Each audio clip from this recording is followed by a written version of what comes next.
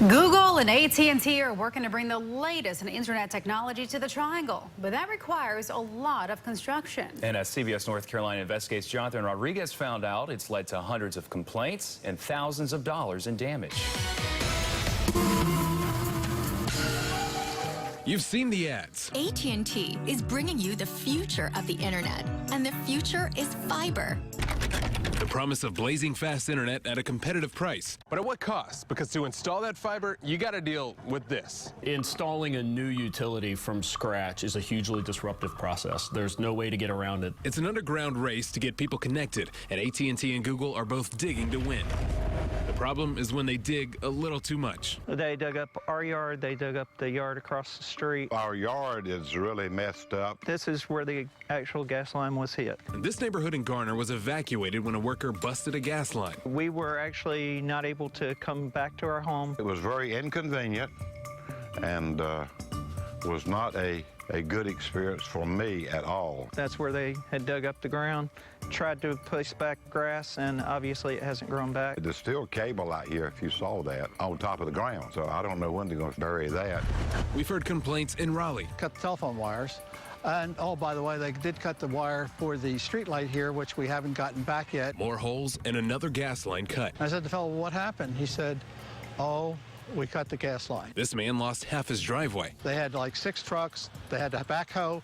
They had to dig up the whole thing. And in Durham. AT&T came into the neighborhood, slammed in their fiber, and they did a sloppy job. They, too, have had no breaks from breaks. Things like irrigation systems, invisible fences. They've hit a lot of water lines in the city that we've had to go out and fix. They've hit gas lines that will really shut down a neighborhood. We've seen sort of all the types of disruption you can think of when a lot of digging is going on. Bo Ferguson is Durham's deputy city manager. Tons of digging, tons of construction, and a lot of people understandably don't know that the first 5 or 6 feet of their yard is the public right-of-way that can be used for this. The city has received more than 430 complaints against AT&T and more than 70 against Google. And there's been quite a bit of damage here from what we've seen. We've had hundreds of complaints, and they've worked hard to try to address those. We have also had situations where we felt like the damage was egregious, that the damage should not have happened, so the city has had to shut down both contractors working for AT&T and contractors working for Google. And as for costs, up through August, the city had billed AT&T and Google in excess of $50,000. When a city pays for repairs, they bill the subcontractors who are doing the work. CBS North Carolina Investigates found this company, Bechtel, who has already racked up more than $20,000 in damages in Durham alone. We tried to go to their office in Mooresville to talk about it. An employee stopped us in the parking lot.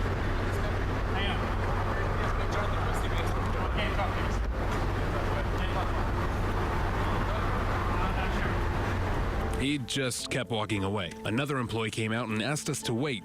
After about 15 minutes, the property manager showed up. She said they called her and asked us to leave. We have an obligation to our citizens to make sure that we're holding those companies accountable. Some are happy with how their complaints were handled. The city of Raleigh did a sensational job. They were out here within a day. They said, don't worry about it. We will handle that with AT&T. Others, not so much. It was a big inconvenience. AT&T denied the fact that they had done any damage. We're just not real happy with what's happened. But high-speed connectivity is coming with miles of new fiber optic cable that still needs to be buried. All we know at this point is the permits that we've received, and we expect both AT&T and Google to continue to be active for at least the next year and maybe years to come.